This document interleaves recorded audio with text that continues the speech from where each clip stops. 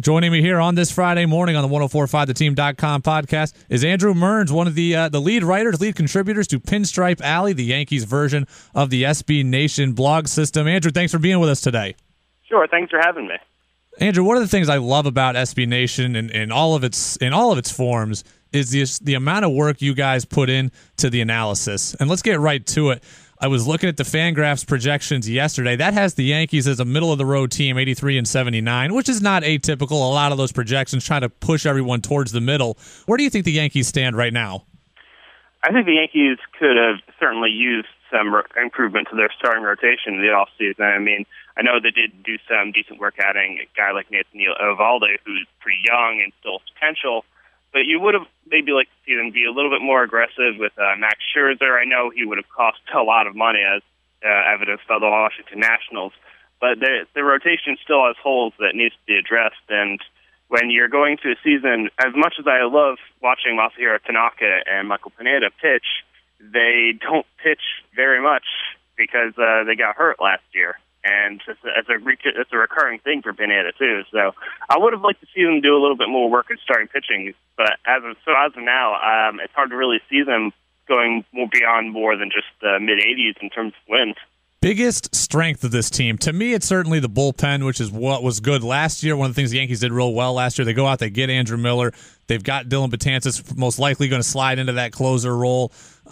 They've got good depth down there. I think the bullpen is the strength of this team, which is a good thing since you and I both agree that the starting staff leaves something to be desired.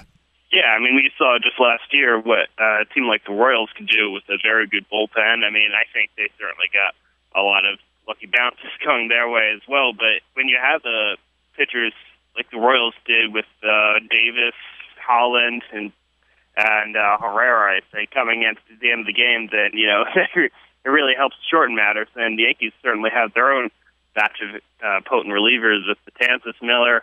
I think getting David Carpenter over from the Braves was a bit of an unheralded move that could pay dividends just because he's a lot better than, say, Sean Kelly was last year. So that's just adding more depth, and then you have more people coming up who could potentially come from the minors, like their top draft choice last year, Jacob Lindgren, who I believe shortly after they drafted him, Brian Cashman said that they nicknamed him the strikeout factory because of how much his slider causes opposing hitters to just kind of crumble. So they have help coming from the minors, too, eventually, if they need it.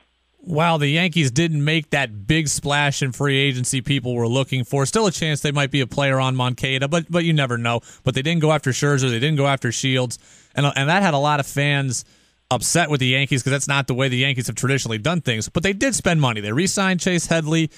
They went out. They got Miller to the big deal to help the bullpen. What do you think the best offseason move the Yankees was? Do you think it was Carpenter? For me, it was Eovaldi. I'm a big fan of him.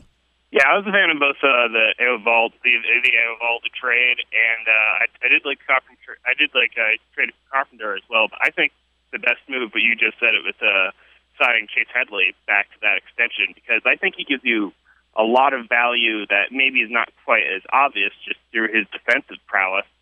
And he's going to cost a lot less than, say, with the Red Sox, they're giving either Hanley Ramirez or Pablo Sandoval. Granted, I'm sure they'll get a lot more offensive production than Headley will, but Headley's no slouch at the bat either. And I think he'll give you roughly league average or better offense at third base while providing excellent defense. So for, I think it was about $52 million, that's not bad, especially these days. Chase Headley, the guy who will currently man the hot corner for the Yankees, the guy who used to man the hot corner, Alex Rodriguez, certainly the big topic of spring training in Yankees land.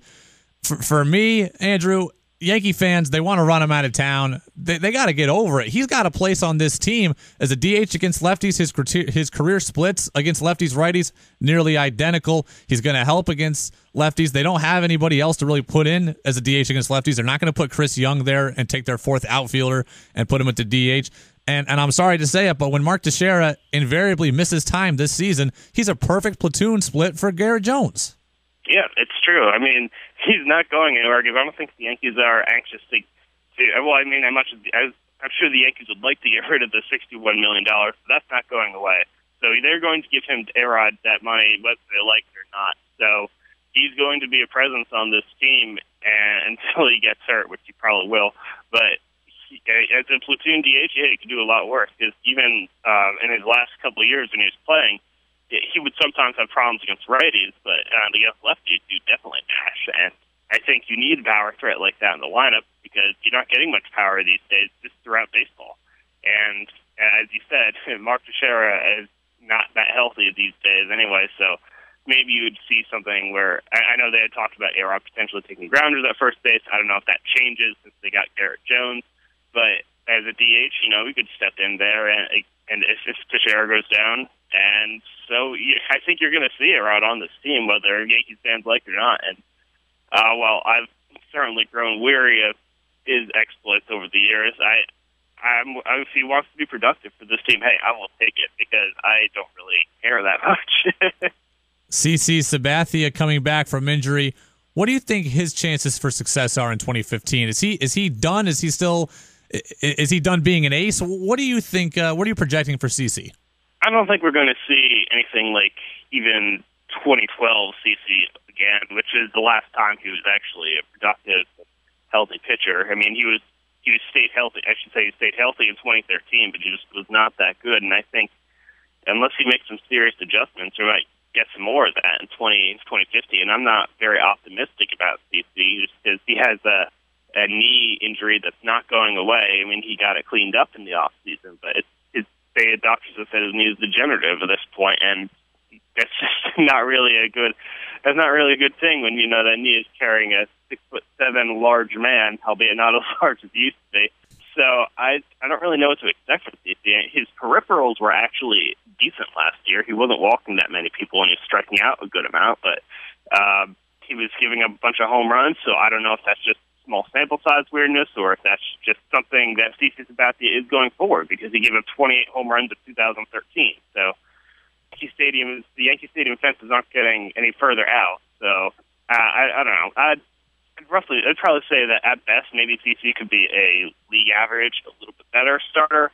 It'd be great if he could learn to mature as a pitcher the way you saw like Mike Festina and Andy Pettitte do late in their careers. But I don't know. We'll see. Certainly no longer the overpowering, dominant power pitcher that he once was. Starting to rely more on his changeup, and of course, he's still got that good slider, but he's become more of a strike thrower, which, as you know, he's more prone to contact, and that contact's going a little farther these days than it once did. Andrew, the farm system, you alluded to a couple of guys. Who in the farm system should Yankee fans be excited about? What prospects are coming up at any level that Yankee fans should be ready for? Coming up into 2015, I think the biggest prospect who might come up early in the season is Rob Refsnyder, who's their second baseman in Scranton.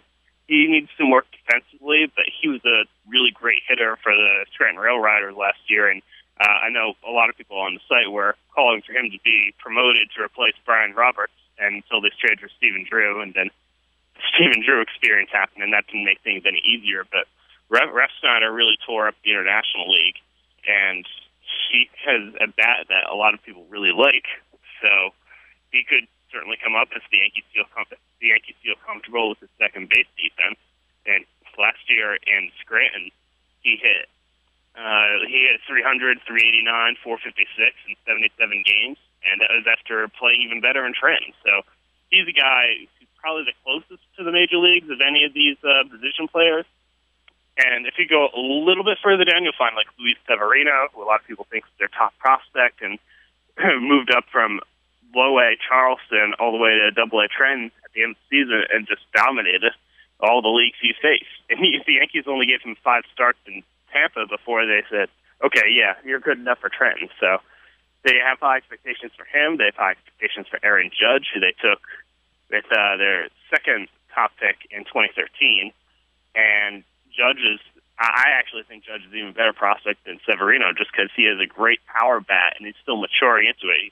And he's a very, very tall man, too. So you'll get like a Tony Clark kind of style swing, but so that might lead to some strikeouts, but he's still got a ton of potential. Andrew Mearns providing all things Yankees. Andrew, keep doing all the work you guys do over at Pinstripe Alley. I'm a big fan of all the SB Nation blogs. You guys do great work, and we'll be checking in with you again throughout the season, I hope. Thanks. Sounds like a plan.